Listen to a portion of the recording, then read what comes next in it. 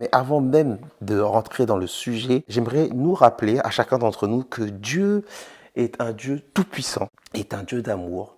La Bible dit qu'il est Yahvé. Yahvé, ça veut dire l'éternel. On dit aussi qu'il est Adonai, Seigneur éternel. On dit aussi qu'il est Jéhovah Jireh, l'éternel qui pourvoit. Jéhovah Rapha, l'éternel qui guérit. Il est écrit qu'il est aussi Jéhovah Ra, l'éternel mon berger. On le voit dans le psaume 23. Et également qu'il est Jéhovah Shalom, l'éternel notre paix. Jéhovah Tzidkenu, l'éternel notre justice. Et Jéhovah Elohim, l'éternel Dieu. Jéhovah Sabaoth, l'éternel des armées, celui qui combat pour nous. Et Jéhovah Shammah, l'éternel qui est ici, qui est présent. Elohim, fort et puissant. El Shaddai, le Dieu tout-puissant. Je voulais d'abord commencer par ça, qu'on puisse se souvenir d'abord qui est Dieu, avant de parler de qui nous sommes et de ce que nous vivons. Parce que la Bible est claire, l'homme traverse des tempêtes. Et nul homme sur terre ne peut échapper à la tempête. Et la tempête, quand elle arrive dans nos vies, elle est difficile à analyser, elle est difficile à comprendre et ça la ravage tout. Et les gens sont affligés, les gens sont atterrés, les gens sont bouleversés. Il est même difficile de garder son discernement lorsqu'une tempête frappe. Les éléments extérieurs semblent incontrôlables, imprévisibles et souvent incompréhensibles. Ça nous tombe dessus, on ne comprend pas. Notre paix et notre équilibre sont balayés lorsqu'une tempête intervient dans notre vie. La Bible parle de tempête, d'épreuves, de désert, de vallée. Et lorsqu'on traverse ces moments, notre équilibre intérieur est bouleversé. Ce sont des éléments souvent extérieurs, des tempêtes souvent extérieures qui viennent bouleverser notre être intérieur et même qui viennent créer une tempête à l'intérieur de nous. Une tempête extérieure qui peut créer une tempête intérieure. Et les dégâts intérieurs peuvent être encore plus graves que les dégâts extérieurs. Le discernement, comme je l'ai dit tout à l'heure, est pratiquement impossible lorsqu'une tempête frappe. Les sentiments sont forts. Ils sont contradictoires. On ne sait plus vers où se tourner. Et notre attention est souvent tournée vers le danger immédiat qu'apporte la tempête. La tempête vient et notre seul souci, c'est de savoir comment survivre à cette tempête. Plusieurs types de tempêtes sont dans notre vie. Il y a les tempêtes extérieures et les tempêtes intérieures. Mais les deux sont liés. Parce qu'une tempête extérieure mal traitée va toujours entraîner une tempête intérieure dans notre vie. Une tempête extérieure non anticipée va toujours apporter une tempête intérieure incontrôlable dans notre vie. Que tu sois enfant de Dieu ou que tu ne sois pas enfant de Dieu, la tempête est incontournable. Si une tempête extérieure peut être difficile à gérer, une tempête intérieure peut être complètement incontrôlable. Une tempête intérieure, lorsqu'elle est installée dans ta vie, n'a plus besoin de tempête extérieure pour vivre. Elle reste en toi et elle s'auto-alimente. Elle s'auto-alimente. Alors, les tempêtes extérieures, on les connaît. La maladie, les échecs chroniques, les problèmes de finances, la vie professionnelle qui peut être difficile, la vie sociale, sentimentale. Tout ça, ce sont des éléments extérieurs qui vont nous perturber et qui vont nous faire du mal. Et les tempêtes intérieures sont souvent la résultante des tempêtes extérieures et ça va être un mal-être, une dépression profonde, des blocages, des doutes, la peur, la tristesse, la fatigue morale et spirituelle, la perte de foi et de repères. Et ça, même quand la tempête extérieure est finie, ça peut rester en toi. D'où l'importance de savoir préparer la tempête, savoir agir pendant la tempête et pouvoir tirer les leçons de la tempête. Pourquoi moi? C'est ce qu'on se dit quand la tempête arrive. Si on prend l'exemple de personnes qui ont subi la tempête, il y a deux exemples. Il y a Job et il y a David. Ce sont deux personnes qui ont subi la tempête et qui peuvent se dire à un moment donné, pourquoi moi? Parce que lorsque l'on regarde Job, et que l'on regarde David, ce sont deux personnes qui, si on regarde leur vie, ils peuvent se poser cette question. Pourquoi moi? Pourquoi la tempête me frappe? Il est écrit, et c'est Dieu lui-même qui le dit, dans Job 1,8, l'Éternel dit à Satan, « As-tu remarqué mon serviteur Job? Il n'y a personne comme lui sur la terre. C'est un homme intègre et droit, craignant Dieu et se détournant du mal. » Regardez la description que Dieu donne de Job. Intègre, droit, personne n'est comparable à lui sur la terre. Et David, si on lit dans 1 Samuel 13, 14, l'Éternel s'est choisi un homme selon son cœur. Et l'Éternel l'a destiné à être le chef de son peuple. Dieu appelle David un homme selon son cœur. Et parfois, nous aussi, on fait tout bien. On n'a rien à se reprocher. Et la tempête arrive dans notre vie. Dieu appelle David un homme selon son cœur et il dit de Job qu'il est droit, qu'il est intègre et qu'il n'y a personne comme lui sur toute la terre. Et quand on est dans des situations pareilles, on peut se poser la question, mais pourquoi moi? C'est quand j'ai jeûné, c'est quand j'ai prié, c'est quand j'ai fait un vœu à l'Éternel, c'est quand je me suis décidé à suivre l'Éternel, c'est quand j'ai mis ma vie en ordre que la tempête me frappe. Pourquoi? Pourquoi moi? C'est quand, spirituellement parlant, je veux avancer que la tempête me frappe. Job, on connaît l'histoire. À un moment donné, Dieu permet à Satan d'atteindre sa vie par diverses épreuves. Et David, également, on connaît l'histoire. Il est oint roi et pourtant, il se retrouve pourchassé comme un délinquant, vivant dans des cavernes, pourchassé par Saül, alors qu'il est oint roi par Samuel, alors qu'il est approuvé par Dieu, alors qu'il a tout bien fait, il a même délivré le peuple d'Israël de la main des Philistins et de Goliath. Il a tout bien fait. Il est au service du roi en jouant de la harpe pour le délivrer de l'esprit mauvais que Dieu... Donc, qu'est-ce qu'il a à se reprocher? Et pourtant, il se retrouve comme un malfaiteur, chassé de sa famille, chassé de son peuple, vivant dans des cavernes, craignant pour sa vie, ne pouvant pas dormir en paix.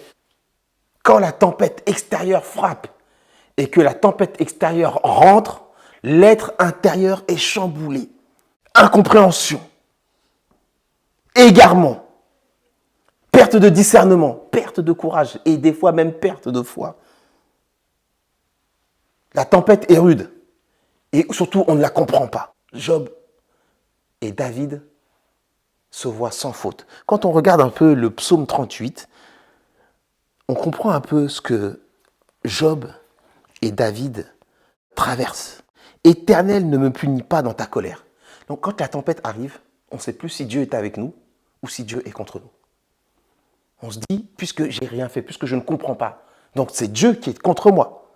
Ne me châtie pas dans ta fureur, car tes flèches m'ont atteint. Donc on pense même que c'est Dieu qui devient notre ennemi. On voit clairement dans Job qu'à un moment donné, Job se rebelle contre Dieu pour dire, tu n'es même pas juste. On perd le discernement. On perd la conscience de qui est Dieu. C'est pour ça que j'ai commencé par vous rappeler qui est Dieu, les différents noms de Dieu. Et ta main s'est appesantie sur moi. Il n'y a rien de sain dans ma chair à cause de ta colère. Quand on lit ce psaume, ça va dans tous les sens. Il n'y a plus de vigueur dans mes os à cause de mon péché. Au début, c'est Dieu, maintenant c'est son péché. Car mes iniquités s'élèvent au-dessus de ma tête, comme un lourd fardeau. Elles sont trop pesantes pour moi. Mes plaies sont infectes et purulentes par l'effet de la folie. Je suis courbé, abattu, au dernier point. Tout le jour, je marche dans la tristesse, car un mal brûlant dévore mes entrailles. Il n'y a rien de sain dans ma chair. Je suis sans force, entièrement brisé. Le trouble de mon cœur m'arrache des gémissements. Seigneur, tous mes désirs sont devant toi et mes soupirs ne sont point cachés. Mon cœur est agité, ma force m'abandonne et la lumière de mes yeux n'est plus même avec moi. Mes amis et mes connaissances s'éloignent de mes plaies et mes proches se tiennent à l'écart. Ceux qui en veulent à ma vie tendent leurs pièges. C'est ceux qui cherchent mon malheur disent des méchancetés et méditent tout le jour des tromperies. La personne est perdue. Ascenseur émotionnel. Dieu tu es contre moi. Dieu, je crois en toi. Dieu, tu m'as laissé. Dieu, tu as envoyé tes flèches. Dieu, je retourne mes regards vers toi. Dieu, mes ennemis. Non, finalement, c'est moi. On ne sait plus où on en est. La tempête ravage tout. Il n'y a plus de stabilité émotionnelle. Il n'y a plus de stabilité spirituelle. La tempête frappe tout le monde. Et personne ne pourra dire sur terre qu'il ne va pas connaître la tempête. La tempête, c'est un révélateur de ce qui est mort ou vivant, de ce qui est fort ou faible, de ce qui est bien ou mal. La tempête est un révélateur. D'abord, révèle qui tu es et tout ce qui est caché est mis à nu. Si tu avais dit que tu avais fait des travaux dans ta maison et que tu avais mis de bonnes fondations, on va voir. La tempête va venir et on va voir si c'est vrai. Si tu avais dit que tu avais une foi ferme, la tempête va venir et on va voir si c'est vrai. Si tu avais dit que tu étais quelqu'un de bien, la tempête va venir et on va voir si vraiment tu es quelqu'un de bien. Parce que dans la tempête, on voit si vraiment tu as de l'amour ou pas. La tempête révèle où en est notre foi. Que reste-t-il de notre confiance et de notre espérance? Aimons-nous vraiment Jésus? Quand la tempête frappe Pierre, il renie Jésus 3 fois. Mais avant ça, rappelez-vous ce qu'il avait dit. Tout le monde pourra t'abandonner, mais moi, Seigneur, jamais. La tempête est venue révéler ce qu'il y avait réellement dans son cœur. Pas qu'il n'aimait pas Jésus, mais il ne l'aimait pas aussi fort qu'il le disait. Finalement, la tempête a révélé sa faiblesse. Et c'est la même chose qui nous arrive. Est-ce qu'on suit vraiment Jésus malgré les vents contraires? Parce que la tempête est une forme de pression qui va révéler de quel bois tu es fait. La tempête nous révèle quelle est la qualité des personnes qui nous entourent. Parce que lorsque tu es frappé par la tempête, tu te rends compte qui est qui. Quand la tempête frappe Job, il se rend compte qu'il a notamment 3 amis, Eliphaz, Bildad et Tsophar, qui sont des amis qui sont simplistes. Si tu es frappé, c'est certainement que toi-même tu as péché. Simpliste. Non seulement simpliste, mais sûr de leur théorie. Parce que quand Job se défend, ça les énerve. Au début, ils y vont tranquillement, calmement, pour lui faire comprendre que c'est un peu de ta faute. Et puis quand Job dit non, je suis droit, je n'ai rien fait devant Dieu, Dieu m'est témoin. Ils se disent mais non, ils commencent à monter le ton parce qu'ils sont sûrs dans leur cœur. Et la tempête révèle qui t'entoure. La tempête révèle si ceux qui sont autour de toi sont des personnes qui ont une certaine indulgence envers toi, qui sont de bons conseils envers toi ou pas. Les mauvais conseillers sont révélés pendant la tempête. Lorsque David est dans la tempête, il se rend compte qu'il est entouré de conseillers qui sont douteux. Ses amis disent, tu as la possibilité d'arrêter ta tempête.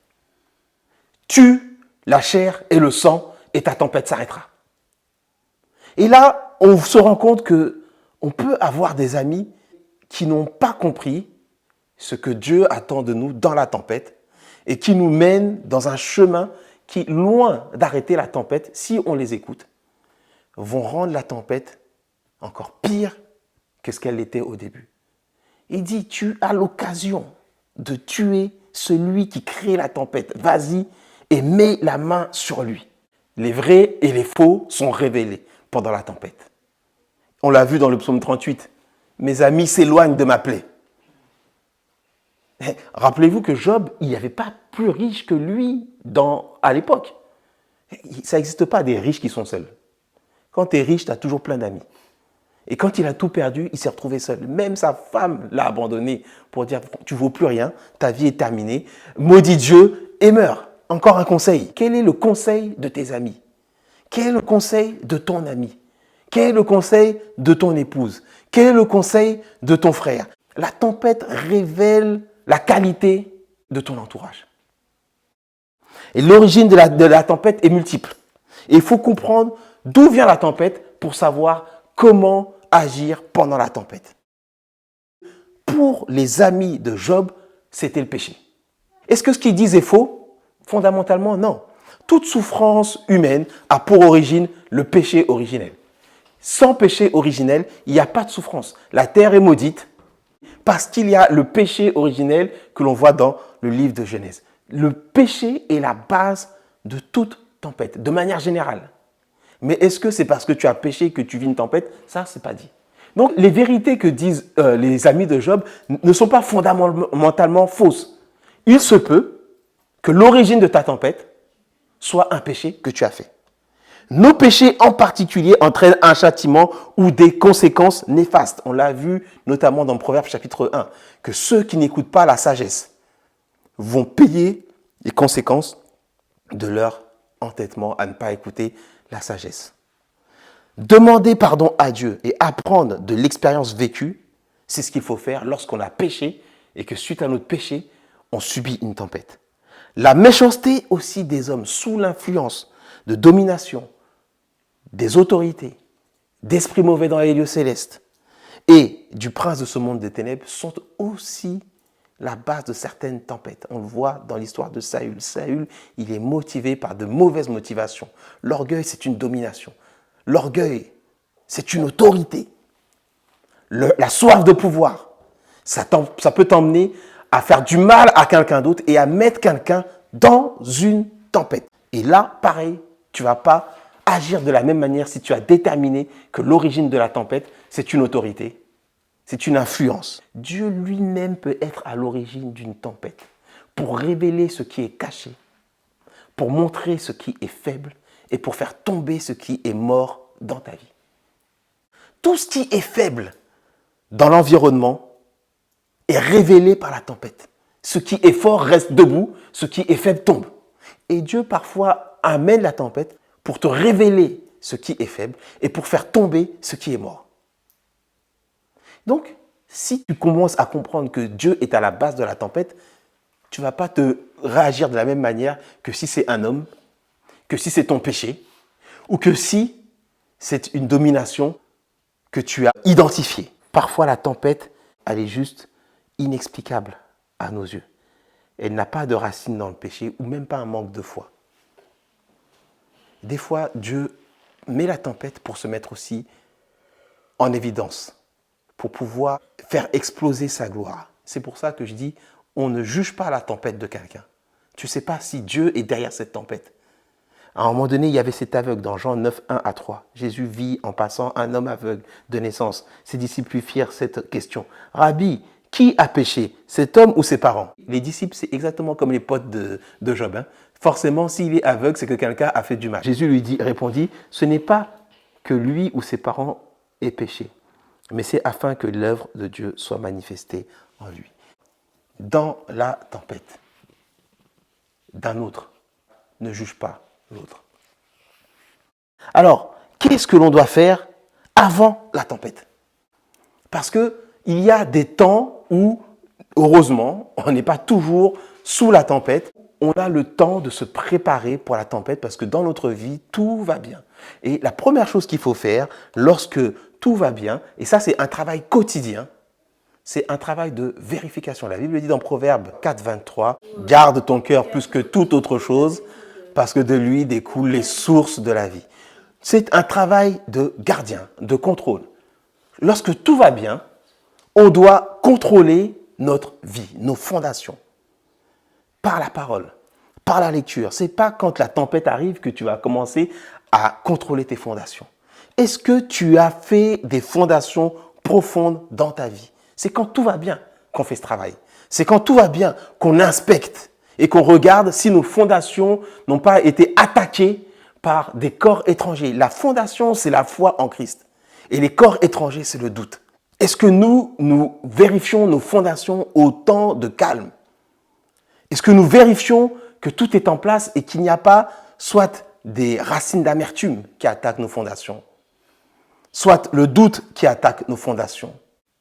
Quand tout va bien, check, contrôle tes fondations et consolide tes fondations en Christ. Ça, c'est un devoir quotidien. Consolide tes fondations en Christ. Consolide tes fondations en Christ. On se souvient que les apôtres, après que Jésus soit parti, étaient montés dans la chambre haute. Il ne se passait rien de spécial. Il n'y avait pas, à ce moment-là, nous sommes dans les années 30-40 de notre ère, et il n'y a pas de persécution.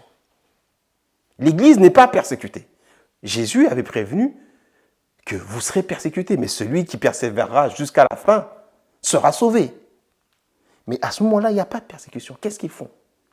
Ils persévèrent dans les enseignements, dans la lecture des psaumes. Ils sont en train de consolider leur fondation. Il n'y a pas de tempête, il n'y a pas de problème. Ils sont entre eux. Ils consolident leur fondation. Ils consolident leur fondation jusqu'à ce que quelque chose arrive. Et c'est ces fondations qui sont solides qui leur permettent de faire face. Parce que les choses vont arriver. Tu ne resteras pas toute ta vie dans la chambre haute. Tu ne resteras pas toute ta vie dans la maison de ton père. Il y a un temps où tu partiras et dehors, tu risques d'affronter la tempête. Consolider ces fondations, c'est la chose et l'unique chose que l'on doit faire avant la tempête. Qu'est-ce que nous devons faire au milieu de la tempête? Le psalmiste dit dans le psaume 34, la première chose à faire, c'est se tourner vers Dieu. C'est la première chose.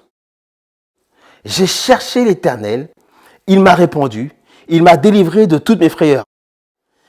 Quand quelqu'un est dans la frayeur, dans l'angoisse, c'est parce que quelque chose attaque sa tranquillité, son shalom, son équilibre, sa paix. Et ça, c'est une tempête. Lorsqu'on parle de frayeur, c'est qu'il y a une tempête. Et quand il dit, quand on tourne vers lui, donc vers Dieu, les regards, on est rayonnant de joie. Et le visage ne se couvre pas de honte.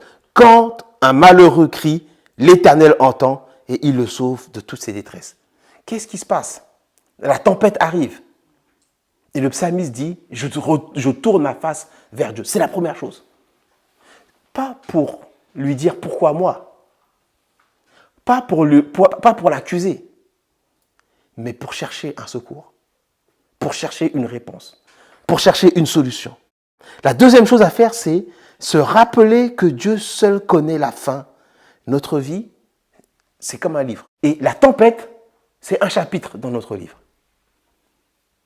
Mais tu ne sauras pas quelle est la fin si tu ne continues pas de lire le livre. Et la tempête a cette particularité de nous décourager et de dire que tout est terminé. Et on veut abandonner notre livre, notre histoire, notre relation avec Dieu. On se dit souvent c'est terminé. Comment est-ce qu'on pourrait sortir d'un tel ouragan? Personne n'arrête un livre en cours de lecture. On veut savoir la fin. Et si nous ne connaissons pas la fin, Dieu, lui, connaît la fin. Il faut continuer à tourner les pages par la foi. Dans Job 19, 25, il est écrit « Mais je sais que mon Rédempteur est vivant et qu'il se lèvera le dernier. » Il se lèvera le dernier. La tempête est là. La défaite a l'air certaine. Pourtant, Dieu peut rajouter une virgule et changer la fin de l'histoire. Dieu étant l'Éternel, et c'est un point important, j'ai commencé par vous dire qui était Dieu. La seule personne qui est éternelle, la seule personne qui est toute puissante, c'est Dieu. Il faudrait pour que notre défaite soit certaine que Dieu puisse mourir. Comme Dieu ne meurt pas, comme Dieu ne peut pas être surmonté par quelqu'un d'autre, à aucun moment ta défaite est certaine. Ne pas laisser la tempête extérieure devenir une tempête intérieure. Ça, c'est un point très important et très difficile. Les éléments sont extérieurs, ils sont tous défavorables. Et là, tu commences à paniquer. Et là, on commence à paniquer. Pas toi, mais nous. Parce que qui n'a pas paniqué face à une tempête qui semble incontrôlable? Les disciples l'ont fait. Dans Matthieu 8, 23 à 26. Il monta dans la barque et ses disciples le suivirent. Jusque-là, tout va bien. Tu suis Jésus dans la barque. Et Jésus monte, toi aussi tu montes. Tu le suis. Et voici, il s'éleva sur la mer une si grande tempête que la barque était couverte de flots. Jusque-là, où est la tempête? Dehors. Est-ce que la tempête est dans les disciples?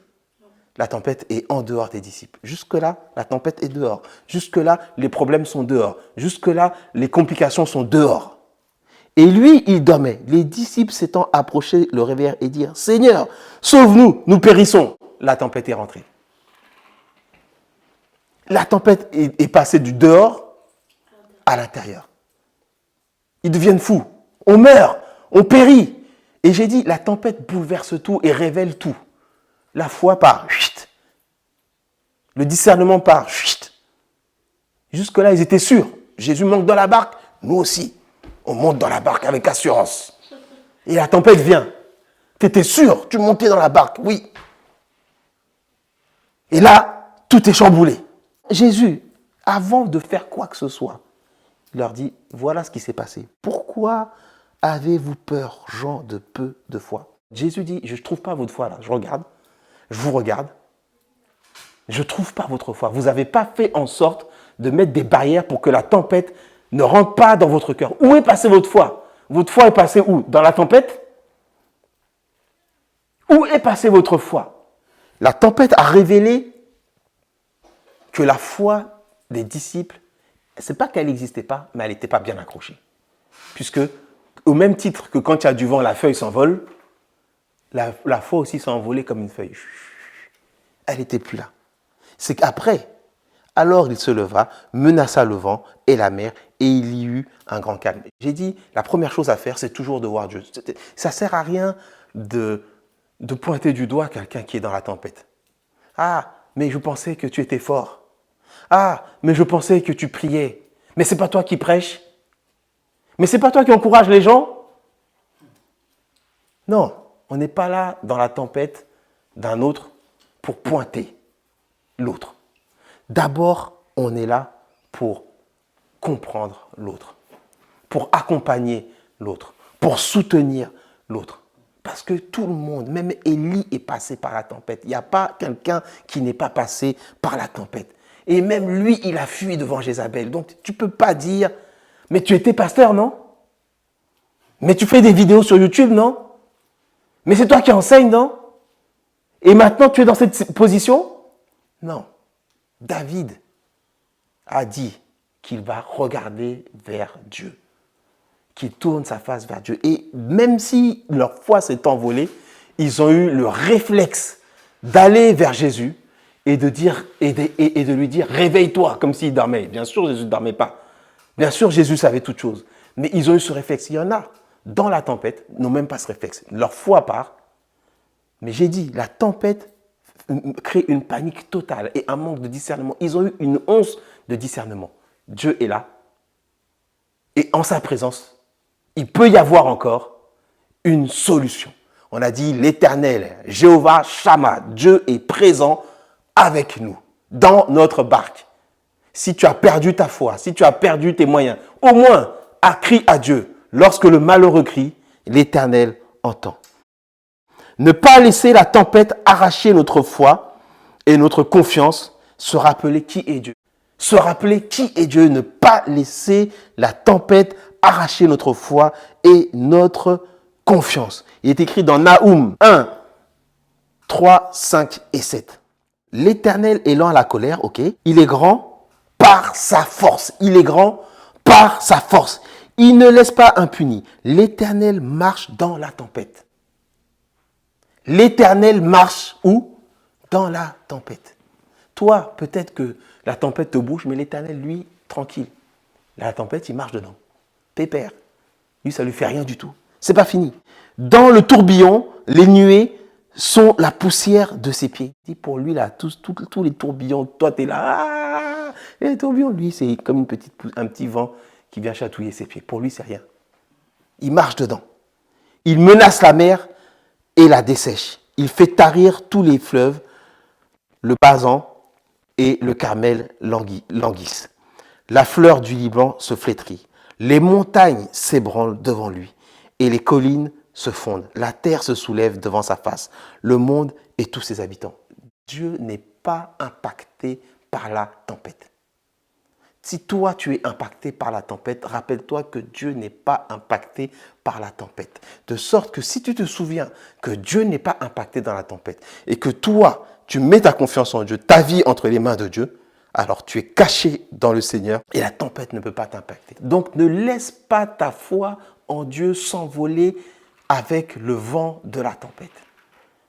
Parce que Dieu ne change pas avec la tempête. Son pouvoir ne diminue pas avec la tempête. Dieu est toujours tout-puissant. Dans la tempête, qu'est-ce qu'il faut faire et qu'est-ce qu'il ne faut pas faire? On ne combat pas la chair et le sang dans la tempête. Contre la tempête que le diable va mettre sur ta vie, il faut avoir des armes spirituelles et non pas des armes charnelles. Éphésiens 6, 10, 18. Au reste, fortifiez-vous dans le Seigneur et par sa force toute puissante. Revêtez-vous de toutes les armes de Dieu afin de pouvoir tenir ferme contre les ruses du diable. Car nous n'avons pas à lutter contre la chair et le sang, mais contre les dominations, contre les autorités, contre les princes de ce monde des ténèbres, contre les esprits méchants dans les lieux célestes. C'est pourquoi prenez toutes les armes de Dieu afin de pouvoir résister dans les mauvais jours. Est-ce que Dieu dit de prendre quelques armes? Non. C'est pourquoi, en tant qu'enfant de Dieu, on doit prendre pas une, pas deux, mais toutes les armes de Dieu. Est-ce que quand il y a une tempête, il fait beau? C'est un mauvais jour. Un jour de tempête est un mauvais jour. Un jour de tempête est un jour sombre. Un jour de tempête est un jour où il n'y a pas de soleil. C'est un mauvais jour. Et pendant ce mauvais jour, on nous dit de prendre toutes les armes de Dieu et tenir ferme après avoir tout surmonté. Tenez donc ferme et ayez à vos mains la vérité pour ceinture. Il y a des gens, parce que la tempête est là, se mettent à mentir. Parce qu'ils se disent, le mensonge est ma voie de sortie pour la tempête. Parce que la tempête est là, ils se disent, la vérité n'est plus le chemin. Or, si tu rentres dans le mensonge, tu rentres dans la filiation directe du diable, car le diable est le père du mensonge. Et Jésus est le chemin, la vérité et la vie. Si tu restes dans la vérité, tu restes dans la filiation de Jésus. Si tu prends la voie du mensonge, bim, d'office, tu deviens un enfant du diable. Revêtez la cuirasse de justice. Des gens deviennent injustes. Des gens deviennent méchants à cause de la tempête. Comme moi j'ai mal, toi aussi tu vas avoir mal. Tu vas leur parler, ils t'insultent. Pourquoi? Parce qu'ils ont passé une sale journée. Pourquoi? Parce que c'est dur dans leur vie. De justice, mettez pour chaussure à vos pieds le zèle que donne l'évangile de paix. Lorsque la tempête vient, Dieu n'est plus bon. On n'annonce plus les merveilles de Dieu. On ne loue plus. L'évangile a disparu. La tempête est là, donc, allez, on arrête tout, on s'assoit, on ne va plus au service, on ne va plus à l'église. L'évangile, c'est de l'histoire ancienne parce que la tempête est là. Non, pendant la tempête, on doit toujours avoir ce zèle que donne l'évangile de paix. Prenez par-dessus tout cela le bouclier de la foi, avec lequel vous pourrez éteindre les traits enflammés du malin. C'est la foi dans ta prière de combat, dans ta prière d'intercession, dans ta prière d'autorité qui éteint les traits du malin. Souvent, on ferme notre bouche. Mais la foi doit être dans notre cœur et c'est de l'abondance de notre cœur que notre bouche doit parler pour dire à ces autorités de se taire et que toute arme forgée contre nous sera sans effet et que toute langue qui s'élève contre nous, nous la condamnons en justice. Prenez aussi le casque du salut, l'épée de l'esprit qui est la parole de Dieu. Souvent, quand c'est la tempête, on oublie carrément de lire la Bible. On pense que c'est un poids supplémentaire. La Bible devient un poids supplémentaire. La Bible devient un fardeau. Non, on préfère aller sur Netflix, comme ça je vais oublier mes problèmes. Il y en a même qui vont boire de l'alcool, comme ça je vais oublier. Non, là on te dit de prendre la parole. Et toi, quand tout va mal, tu vas prendre ton petit verre de whisky ou de rhum et tu dis avec ça, ça ira. Ou tu te dis, bon, en regardant Netflix pendant 12 heures d'affilée, je vais oublier mes problèmes. On te dit, c'est dans la parole qu'est la solution. Faites en tout temps, par l'esprit, toutes sortes de prières. Toutes sortes. La Bible référence plusieurs types de prières. La louange, l'adoration, la supplication, la prière de combat, l'intercession. Il y a plein de sortes de prières. On te dit de faire toutes sortes de prières, de ne laisser aucune prière de côté. Veillez à cela avec une entière persévérance et priez pour tous les saints. Les saints, quand on parle de saints dans le Nouveau Testament, on parle des chrétiens, de ceux qui ont donné leur vie à Dieu. Les saints, c'est nous. Donc on parle de nous, mais on parle de nos frères en Christ, qui sont dans la tempête. Priez pour eux aussi. Persévérez à prier pour eux. Avec les âmes que vous avez, priez pour eux et priez pour vous. Louez et adorez sans cesse. C'est ce qu'il faut faire dans la tempête. Dans le psaume 34, c'est un psaume de tempête. Le psaume 34, c'est un psaume de tempête. David est au milieu de la tempête. Il est à deux doigts de se faire tuer, lui et ses hommes, par les hommes de Saül. Il est passé vers le sacrificateur Abimelech et il est à deux doigts de se faire tuer. Il s'enfuit. Et il sait que derrière lui, il sent le souffle de Saül. Et regardez comment il commence. Je bénirai l'Éternel en tout temps. C'est dans ces conditions qu'il écrit ces premières lignes du psaume 34. Je bénirai l'Éternel en tout temps. Sa louange sera toujours dans ma bouche. Que mon âme se glorifie en l'Éternel. Que le malheureux écoute et se réjouisse. Exaltez avec moi l'Éternel. Célébrons tous son nom. Qu'est-ce qu'il dit? Moi, je suis malheureux. Et vous aussi, vous êtes malheureux. Venez avec moi et réjouissez-vous avec moi. Et exaltons l'Éternel. Il commence par ça. Dans la tempête, ne laisse pas la louange. Ne laisse pas l'adoration. Ne laisse pas la reconnaissance envers Dieu. Je bénirai l'Éternel en tout temps. Tempête ou pas tempête, avec ou sans, je bénirai l'Éternel. Et sa louange sera toujours dans ma bouche. Pendant la tempête, continue à faire le bien.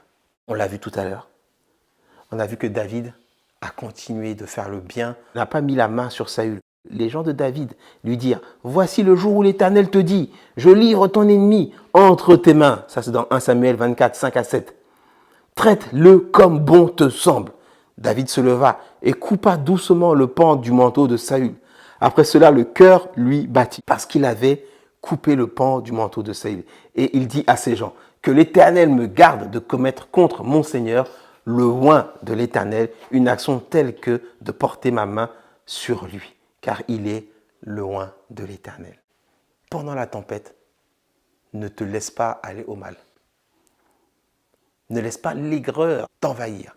Pierre aussi aurait pu dire à Jésus, vas-y, lâche-moi les baskets. J'ai péché toute la nuit, toi tu viens me saouler à vouloir prendre mon bateau. Il a dit non, moi j'ai mes problèmes. Mais si je peux aider quelqu'un, pourquoi pas? Prends la barque. Vas-y. Il était dans une tempête. Parce que rappelez-vous qu'à l'époque, s'il ne pêchait pas, il ne mangeait pas. Non seulement lui, il ne mangeait pas, mais il était marié quand même. Donc, sa femme ne mangeait pas. Non seulement sa femme ne mangeait pas, mais il avait une famille. Il avait une belle-mère. Sa belle-mère ne mangeait pas. C'était une affaire familiale. Donc, tu ne pêches pas, tu ne manges pas. Et chaque jour, il devait payer l'impôt aux Romains. Il avait des problèmes financiers. On a dit que la tempête pouvait être une tempête financière. Mais il n'a pas laissé ça pour dire, plus personne ne me parle. Des fois, pendant les tempêtes, plus personne ne me parle. Hé, je ne suis pas bien, je fais la tête à tout le monde. Tu as besoin de quelque chose? Eh bien, débrouille-toi. Moi aussi, je me débrouille, non? Alors toi aussi, débrouille-toi. Non, il a cherché à faire du bien à quelqu'un. Après la tempête, on ne peut que constater les dégâts. Ou pas.